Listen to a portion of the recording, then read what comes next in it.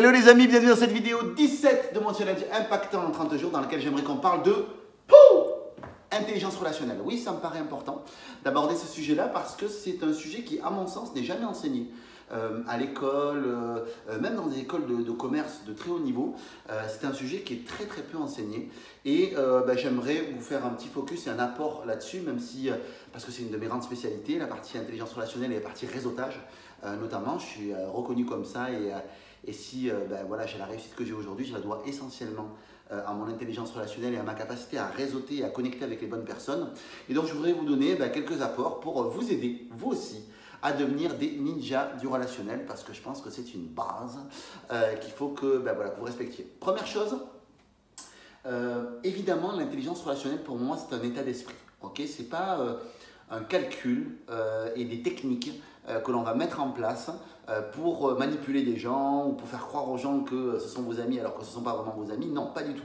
Moi vraiment, je ne fais de l'intelligence relationnelle et je ne me connecte qu'avec des gens avec qui je suis vraiment connecté par le cœur.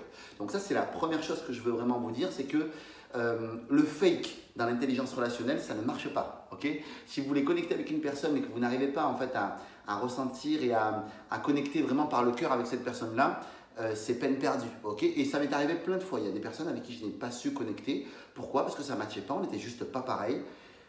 Et c'est la vie, c'est comme ça, les amis, ok? Donc, première chose, c'est que l'intelligence relationnelle, c'est quelque chose qui est très souvent oublié dans les cours que l'on donne. Et pourtant, c'est extrêmement important. Moi, je l'ai vu. Au long de toute ma carrière, j'ai fait plusieurs entreprises commerciales et les meilleurs commerciaux n'étaient jamais ceux qui prospectaient le plus, bien que, comme une fusée au début, quand on commence sa carrière, il faut créer son réseau, il faut voilà, faire décoller sa fusée. Et puis on sait bien que il y a 80% du kérosène de la fusée qui est brûlé avant qu'elle atteigne la stratosphère. Donc ça fait beaucoup d'efforts au tout début pour finalement peu de distance de parcouru. Et après, c'est que des ajustements. Il n'empêche que même si la prospection compte évidemment, moi je sais que tous les meilleurs commerciaux que j'ai pu côtoyer, j'en ai côtoyé vraiment beaucoup, j'en ai managé jusqu'à 60 à un moment donné, donc vraiment c'est un métier que j'ai beaucoup et j'ai rencontré beaucoup de personnes qui étaient dans ce métier-là. Et il se trouve que les meilleurs n'étaient jamais ceux qui prospectaient le plus, mais étaient ceux qui avaient toujours la meilleure intelligence relationnelle et le meilleur réseau. Okay, c'est à chaque fois un petit coup de fil à une telle personne. Et ce sont des gens qui savaient profondément créer du lien profond avec les gens. Okay, encore une fois, c'est un état d'esprit et l'idée, c'est de pas de prendre ça comme de la manipulation, mais c'est vraiment important. Ils ont fait une étude à Harvard une année où ils ont demandé à leurs lauréats, aux personnes qui étaient diplômées, aux personnes qui ont réussi dans le monde. Il y en a tellement qui sont sortis d'Harvard et qui ont réussi, je sais qu'il y a Jacques Chirac, il n'y a que lui qui me vient pour l'instant, mais il y en a plein d'autres, des dirigeants de pays ou autres qui sont carrément passés par Harvard. Et quand ils leur ont posé la question de savoir, tiens, qu'est-ce qui selon vous est responsable de votre réussite? On imaginait que ça pouvait être peut-être le cours de sciences, ou le cours de sciences sociales, le cours de politique, on peut imaginer plein de choses. Et tous, en tout cas dans une grande majorité, ont répondu que ce qui était important pour eux et ce qui les avait aidés à évoluer, c'était le réseau et leur connaissance. C'est-à-dire en gros, c'est grâce à leur réseau qu'ils ont réussi à se hisser là où ils sont. Évidemment qu'il y a de l'intelligence derrière, évidemment qu'il y a de l'intelligence, il y a des compétences derrière qui entrent en jeu. Mais pour eux, ce qui fait vraiment la différence, ça a été le réseau. C'est vrai qu'à Harvard, quand vous faites une école de commerce, moi je n'ai pas fait d'école de commerce, mais très souvent, ce que l'école de commerce vous vend, elle vous vend évidemment des compétences, elle vous vend des cours plutôt intelligents et très bons, mais les cours ça se périme et on sait que voilà, quand on a un diplôme, ne serait-ce que 5 ans après, il ne vaut quasiment plus rien son diplôme.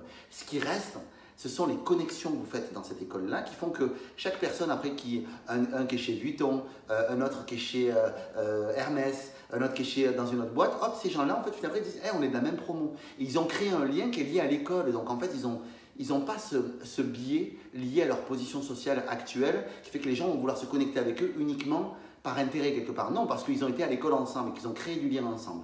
Donc du coup, c'est ce que j'aimerais partager avec vous dans cette vidéo, c'est comment est-ce que vous pouvez faire preuve de plus d'intelligence relationnelle et vous donner 3 petits tips pour arriver à vous constituer un super réseau et au moins comprendre comment est-ce qu'on peut se constituer un superbe réseau. Okay, donc il y a des effets spéciaux, donc quand je scrolle là-dessus, hop, voilà.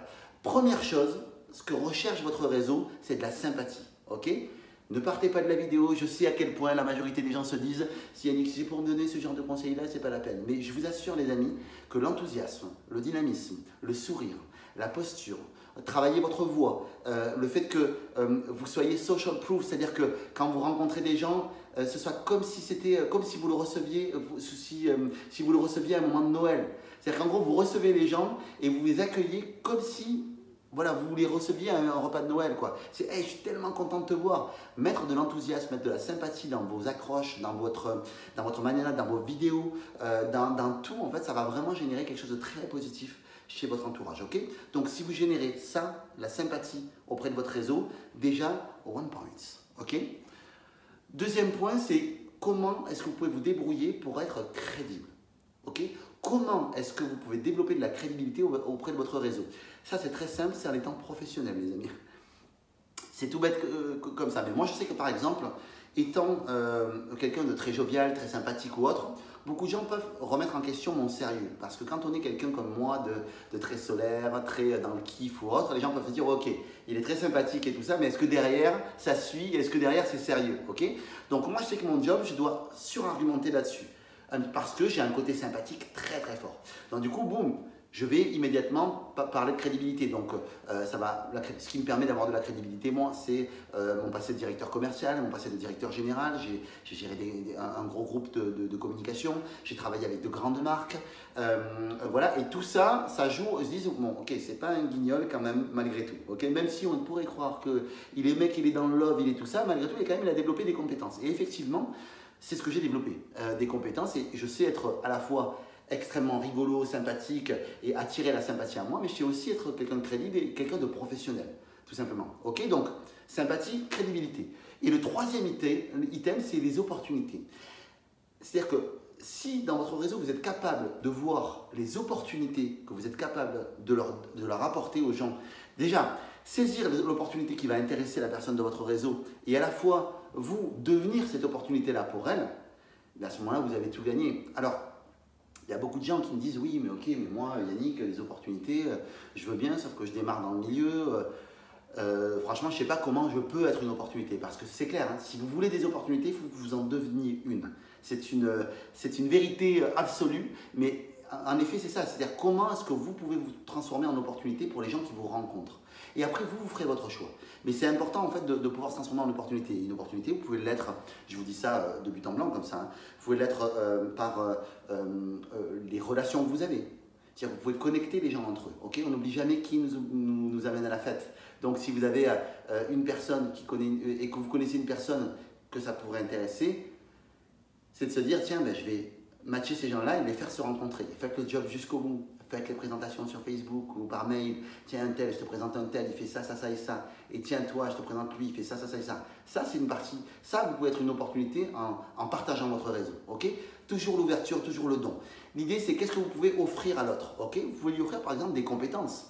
Par exemple, moi, je vois des jeunes qui sortent d'école de commerce et qui me disent ouais, Yannick, mais je sais rien faire, je sais pas quoi faire ou autre. Je dis mais organise des ateliers et ça cartonne. À l'époque où je coachais dans le domaine du retour à l'emploi. Et de tout ce qui était offreur de compétences, j'aime pas dire demandeur d'emploi, je préfère dire offreur de compétences, je vous en ferai une vidéo peut-être un jour là-dessus. C'était de dire à ces gens-là, mais vous avez plein de choses à apporter à l'autre. Vous avez fait une école de commerce qui apprend toutes les dernières techniques en marketing ou autre. Mais allez-y, montrez ce que vous êtes capable de faire. Faites des ateliers, convoquez des gens qui sont dans votre milieu, parlez d'un sujet qui vous anime et qui vous plaît, et on verra ce qu'eux penseront de vous. Et il se trouve qu'en organisant ces ateliers dans des coworking ou autres, boum, ces gens-là pouvez accueillir des opportunités. Donc ça, c'était pour les connaissances. Et également, vous pouvez offrir des compétences ou du temps. Okay, donc les compétences, c'est quoi? Compétences, ça peut être, par exemple, vous savez, vous êtes graphiste, par exemple, ou autre, vous vous mettez au service d'une cause, par exemple, ou vous savez que vous avez des personnes qui pourraient potentiellement vous intéresser ou pas, et vous offrez votre temps. Je vais vous dire, plus vous allez aller à la rencontre de gens nouveaux, plus vous allez vous sortir le doigt du « n'est-ce pas ?» et plus vous allez aller vers les autres. Et j'adore cette phrase qui dit « qui sort s'en sort » ou « qui s'isole s'étiole ». Je la dois à mon ami Richard, que j'embrasse bien fort.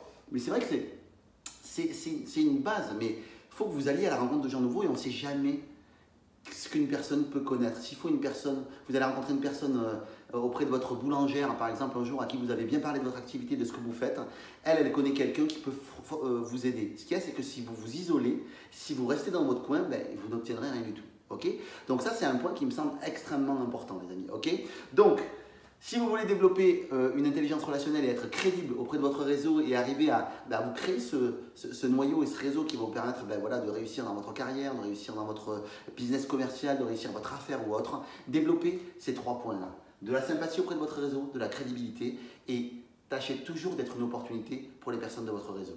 Voilà les amis, écoutez, je vous embrasse fort, voilà pour cette vidéo 17. Voilà, j'ai hâte de vous retrouver demain pour vous partager une autre vidéo, je ne sais pas quoi encore, parce que je m'étais fait le défi de ne pas savoir un peu à l'avance ce que j'allais vous partager. Et je me rends compte que j'avais préparé des sujets, que je ne suis pas du tout ma liste. Je suis ce que mon cœur me dit de vous donner. Donc voilà, pensez à me dire dans les vidéos ce que vous aimeriez que je partage avec vous, des éléments peut-être qui pourraient vous aider à avancer professionnellement, personnellement ou autre. Posez-moi vos questions dans les vidéos et si vous avez évidemment une réaction par rapport à cette vidéo, allez-y, feu à volonté les amis. Je vous embrasse fort et je vous aime. Ciao, ciao.